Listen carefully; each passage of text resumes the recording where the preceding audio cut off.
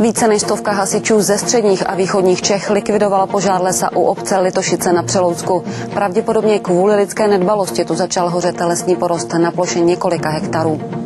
Tohle jsou záběry ze včerejšího podvečera. Požár se šíří při zemi a zachvacuje nízký porost. Během pouhých několika minut dorážejí první hasičské jednotky. Jak se ale ukázalo, na pomoc musí přijet hasiči až z Kutné Hory. Po příjezdu jsem zjistil, že je to takové gigantických rozměrů. Podle mého odhadu minimálně 10 hektarů lesa. Hasiči bojují se skrytým ohněm ve složitém terénu. Obtížně se jim pokládají hadice a musí obrovskou plochu nasvěcovat.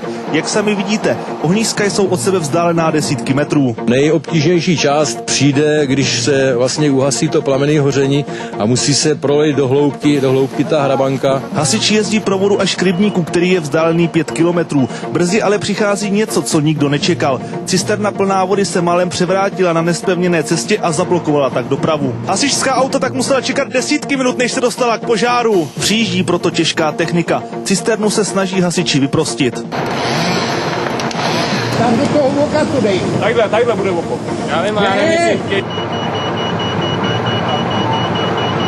Za požárem pravděpodobně stojí nedopalek od cigarety. Hasiči s ohněm bojovali do časných ranních hodin. Dalších 24 hodin budou celou oblast hlídat.